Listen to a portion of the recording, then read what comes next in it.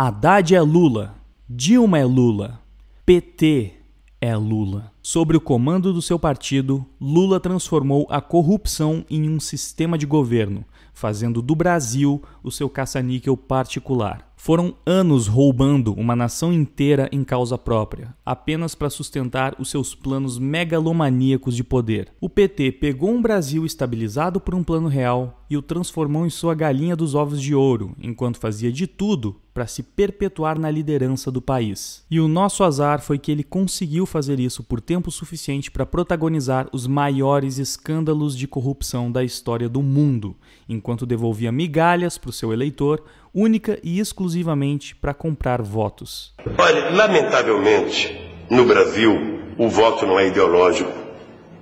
Lamentavelmente, as pessoas não votam partidariamente. E, lamentavelmente, você tem uma parte da sociedade que, pelo alto grau de empobrecimento, ela é conduzida a pensar pelo estômago e não pela cabeça. É por isso que se distribui tanta cesta básica. É por isso que se distribui tanto ticket de leite. Porque isso, na verdade, é uma peça de troca em época de eleição. E assim, você despolitiza o processo eleitoral, você trata o povo mais pobre da mesma forma que Cabral tratou os índios quando chegou no Brasil, né, tentando distribuir bijuterias, espelho para ganhar os índios, ele distribui alimento. Lula já estava na política desde muito antes de se tornar presidente. Já havia concorrido várias vezes, ele conhecia muito bem o método que desejava aplicar. O vídeo que vocês assistiram demonstra isso. O Lula sabia que precisava do apoio das pessoas que votavam pelo estômago. Por isso, ele fez o suficiente para comprá-las, ao mesmo tempo em que fazia a manutenção de suas misérias. Afinal, a população miserável era o carro-chefe nas votações do Lula. Como que ele poderia resolver um problema que dava para o seu partido centenas de milhares de votos a cada 4 anos? O Lula sempre foi um especialista na arte de mentir e de manipular o seu público. Acontece que o ego desse sujeito é tão imenso que ele não poderia deixar de se vangloriar por qualquer uma das suas características, mesmo as mais detestáveis. Eu cansei de viajar o mundo falando mal do Brasil, gente. Era bonito a gente viajar ao mundo e falar, no Brasil tem 30 milhões de crianças de rua, no Brasil tem 30 milhões... A gente nem sabia, tem não sei quantos milhões de abortos, era tudo clandestino, mas a gente ia citando números, sabe? Se o cara perguntasse a fonte, a gente não tinha, mas a gente ia citando números. Eu não esqueço nunca, eu estava debatendo, o Roberto Marinho e o Jaime Lerner em Paris. Mas eu estava dizendo, porque no Brasil tem 25 milhões de crianças de rua. Eu era aplaudido calorosamente pelos franceses. Quando eu terminei de falar... O Jaime Lerner falou assim para mim, ô Lula, não pode ter 25 milhões de crianças de rua, Lula. Porque senão a gente não conseguiria andar nas ruas, Lula. É muita gente. O Lula se orgulha do seu caráter mentiroso e manipulador. Ele se orgulha por conseguir fazer uma nação inteira de idiota. Ele literalmente acha bonito mentir para o seu povo e para representantes de outras nações, se isso o beneficiar de alguma forma. Isso por si só já é uma bela demonstração do quão vil e asqueroso é este homem.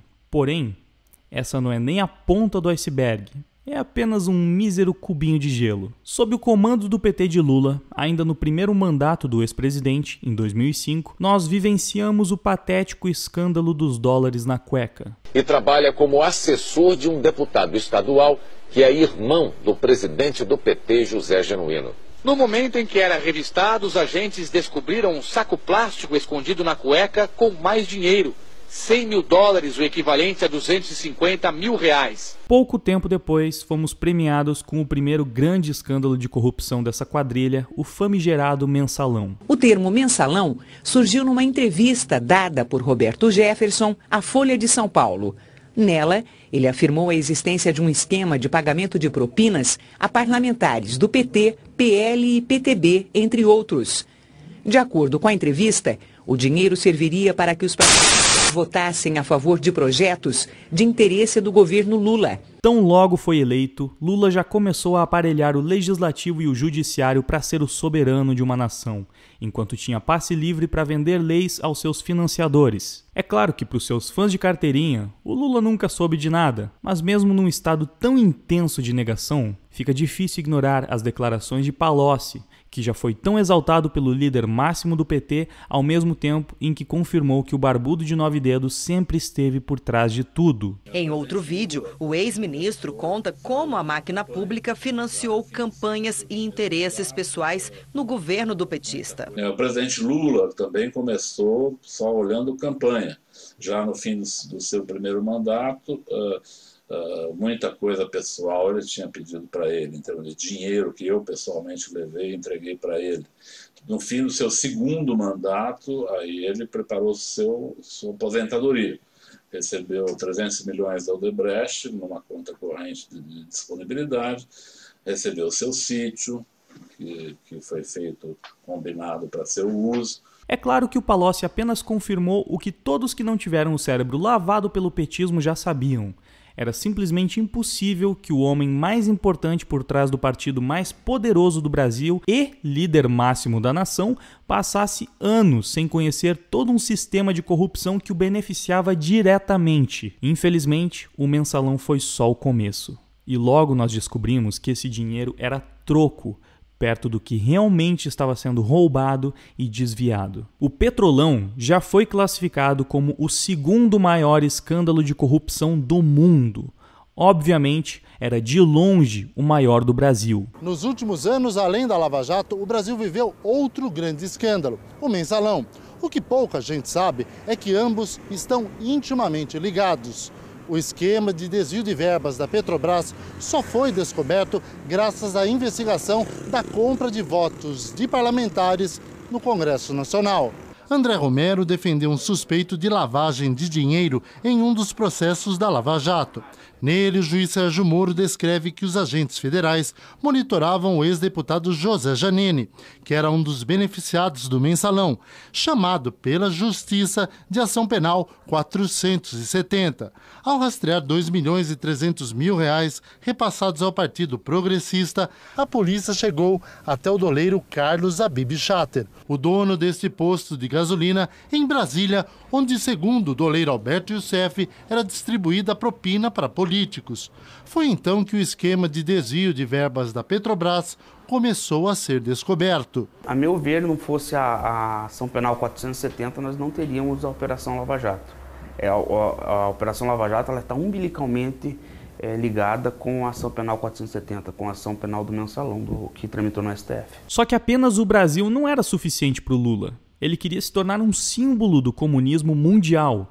E para isso, não fez cerimônias para financiar diversas ditaduras ao redor do mundo, através da farra do BNDES, que mais uma vez fazia o Petrolão parecer um assalto a uma padaria. O PT utilizou o Banco Nacional de Desenvolvimento Econômico e Social para fazer um agrado aos seus parceiros políticos, emprestando fortunas a juros praticamente inexistentes, em prazos de pagamento praticamente vitalícios. Bom, na verdade, isso que eu acabei de dizer é quase um eufemismo. Eu poderia substituir essa frase por: o PT utilizou o BNDES para dar o suado dinheiro brasileiro aos governos comunistas do exterior. Afinal de contas, é fato que o BNDES financiou mais obras no exterior do que no Brasil. O generoso governo petista investiu muito mais dinheiro em nações africanas do que no seu precioso Nordeste, por exemplo. Eu havia dito anteriormente que o interesse de Lula nunca foi tirar sua população da miséria, uma vez que era esta que o mantinha no poder. E não há prova maior disso do que os absurdos financiamentos para o exterior. Venezuela, Cuba e Moçambique,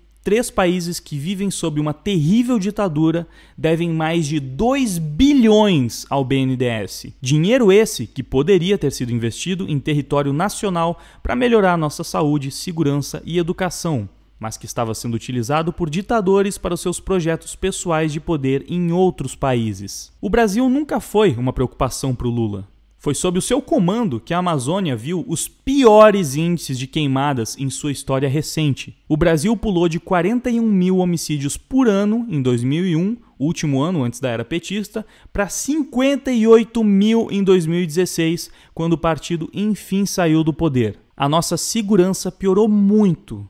A corrupção aumentou para níveis nunca antes vistos. A estabilidade econômica do Plano Real foi pouco a pouco se deteriorando. Tudo o que restava ao país eram as ações propagandistas de um governo que sempre colocou seu plano de poder na frente da população. Lula se orgulhava por ter acabado com a dívida externa do país. mas fez isso criando uma dívida interna com juros muito maiores que apenas beneficiaram os bancos nacionais, tão atacados pelo discurso do próprio eleitorado petista. Uma facção criminosa ficou multimilionária às custas de toda uma nação. Bancos, empreiteiras e artistas ganharam muito com Lula e seu partido, enquanto os mais necessitados se contentavam com as migalhas usadas para comprar os seus votos. Lula não é apenas um bandido. Ele é o maior bandido que já tivemos. É um bandido com um fã-clube que comemora a sua soltura junto a de outros tantos criminosos, apenas mais um reflexo do país gerido por ele, onde bandidos, terroristas e ditadores são exaltados, vitimizados, beneficiados e idolatrados, enquanto o cidadão de bem paga com o seu trabalho, com o seu suado dinheiro e muitas vezes até com a própria vida. Comemorar a soltura de Lula não é apenas um absurdo. É um atestado de ignorância e de falta de caráter.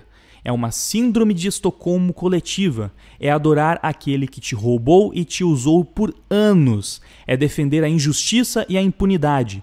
É simplesmente inaceitável. Não nos esqueçamos nunca do que esse bandido e seu partido fizeram, não só com o nosso país, mas com outras ditaduras ao redor do mundo que foram financiadas por eles usando o nosso dinheiro. Não é nenhum exagero dizer que milhares de vidas foram tiradas por causa das ações desse canalha. Não foi por seus piores crimes que ele foi preso, mas nós sabemos a verdade. E não podemos deixá-la morrer jamais. E é por isso que eu te peço para que compartilhe esse vídeo com todos que você puder. Muito obrigado por ter assistido ao meu desabafo.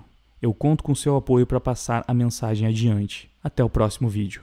Não querem escutar, não sabem conversar.